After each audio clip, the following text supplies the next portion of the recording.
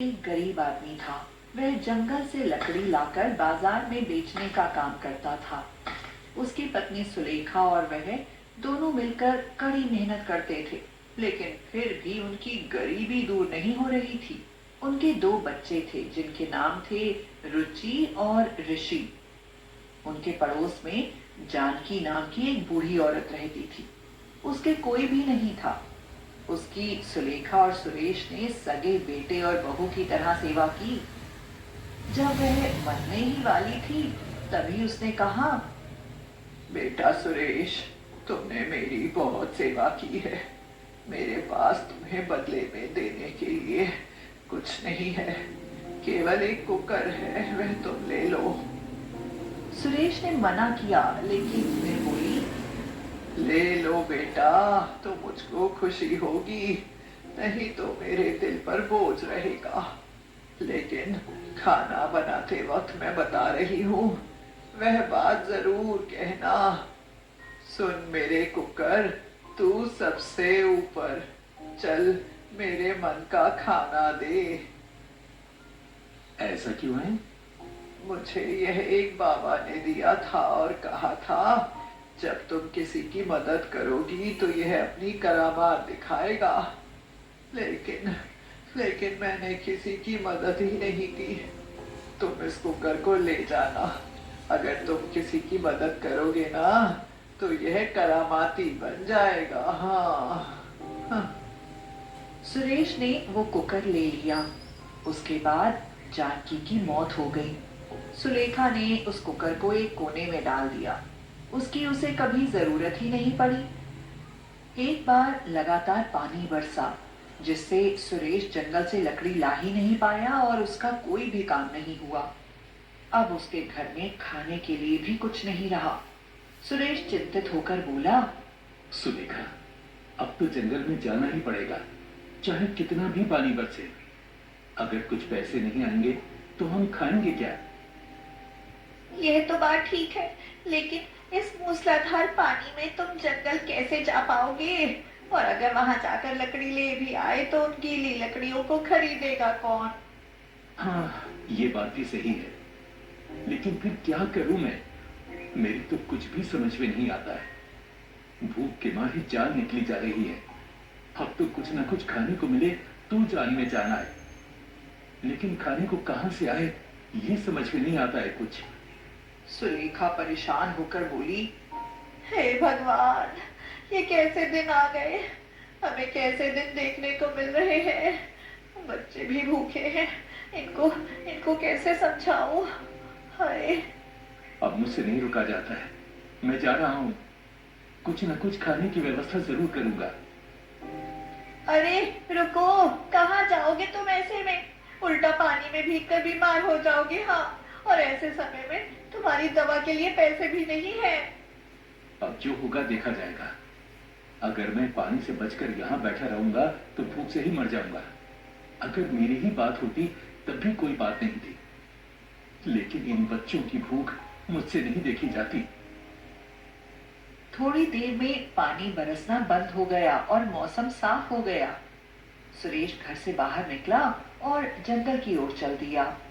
रास्ते में उसके मन में विचार आया, पानी बरस चुका है, इसलिए लकड़ियों का तो काम बनेगा नहीं, इसलिए मछलियां ही पकड़ लेता हूँ। अगर बिक जाएंगी तो अच्छा है, नहीं तो पकाकर हम लोग खा लेंगे। गांव से बाहर निकलते हुए उसने भोलू मछुआरे का जाल मांग लिया और तालाब के पास जा पहुंचा। जाल डालते ही उसमें बहुत सी मोटी मोटी मछलियां फंस गईं। वह उन मछलियों को जाल में ही लेकर बाजार की ओर चल दिया। अभी वो थोड़ी दूर ही पहुंचा था कि अचानक उसने देखा कि एक बूढ़ा आदमी उसकी ओर आ रहा है। ऐसे मौसम में वह आदमी जाड़े से थर थर कांप रहा था।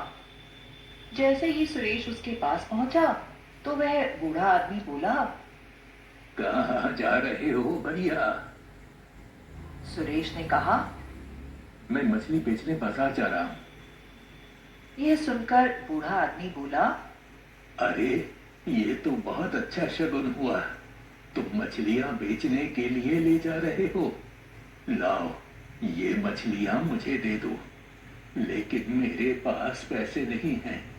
मेरे घर में आज सब भूखे हैं, कुछ भी खाने को नहीं है। इसलिए मैं खाने की तलाश में निकला हूँ कि कहीं से कुछ मिल जाता। लेकिन मेरे लिए क्या रखा है? ना तो बाजार खुला है और ना ही मेरे पास पैसे हैं। मैं इन मछलियों को कैसे दे सकता हूँ? मैं तो बेचने के लिए जा रहा हूँ। मेरे घर में खुद ऐसा ही हाल है।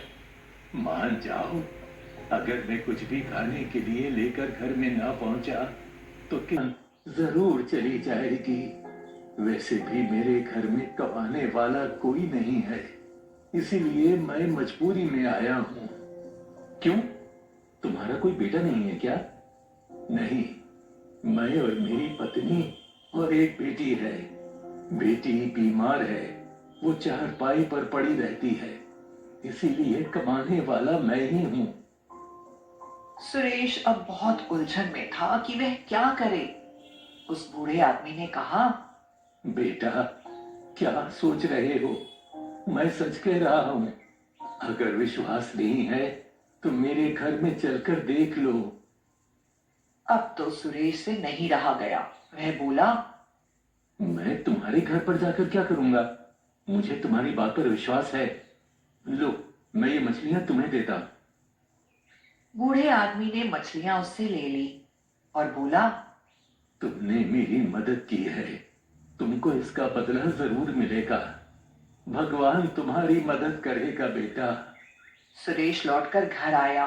रास्ते में उसने कुछ साग के पौधों को तोड़ लिया और वापस अपने घर आया।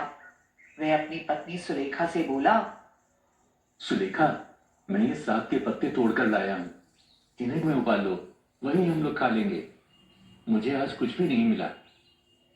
इस पर सुलेखा ने जवाब दिया, लाओ, कम से कम कुछ तो खाने को मिले तो जान में जान आए। लेकिन कढ़ाई तो फूट गई है, अब ये बनाऊंगी किसमें? अरे, उसको उस कुकर में उबाल लो जो हमें जानकी चाची ने दिया था। सुलेखा ने उस कुकर को धोया और उसमें साग को उबलने के लिए रख दिया। अचानक रमेश को जानकी की वह बात याद आई और उसने आज उसे आजमाने का फैसला किया। सुरेश बोला, सुन मेरे कुकर, तू सबसे ऊपर चल, मेरे मन का खाना दे।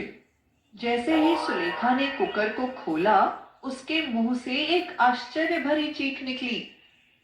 हाय, अजी देखिए, इस कुकर में तो बहुत स्वादिष्ट सब्जी है। अरे, इसका मतलब ये करामाती कुकर है, ये जादुई कुकर है। ये मुझे नहीं पता था। अब तो उन दोनों के चेहरे पर मुस्कान आ गई। उनके बच्चे भी पास आ गए। वे भी सब्जी को देखकर बहुत खुश थे।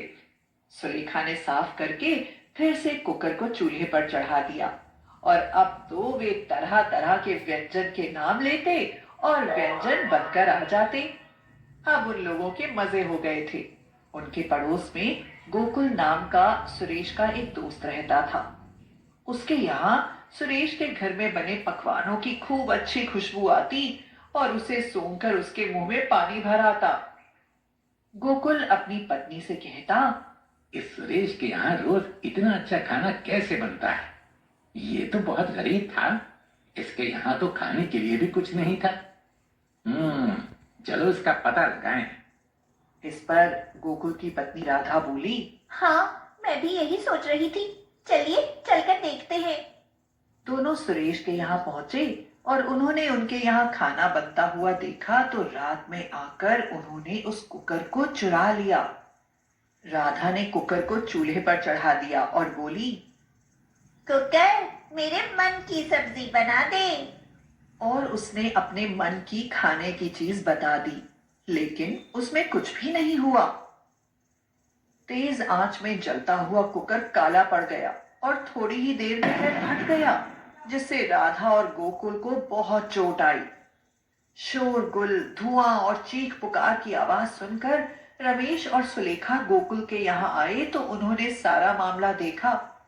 उन्होंने जैसे ही फटे और टूटे हुए कुकर को उठाया तो उनके आश्चर्य की सीमा नहीं रही। उनका कुकर फिर ज्यों का त्यों था और साबुत चमकता हुआ कुकर सुरेश के हाथ में चमक रहा था। यह देखकर गोकुल ने सुरेश से कहा, अब भैया मुझे माफ कर दो, मेरे मन में लालच आ गया था। मैंने तुम्हारा कुकर चुरा लिया था, जिसकी मुझे ये सजा मिली है।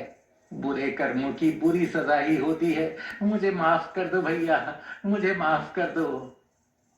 इस पर सुरेश बोला, कोई बात नहीं, तुमने गलत किया तो तुम्हें उसकी सजा मिल गई। ऐसा कहकर वह अपना कुकर लेकर घर वापस आ गया। अब तो उनके फिर से पहले की तरह मजे हो गए।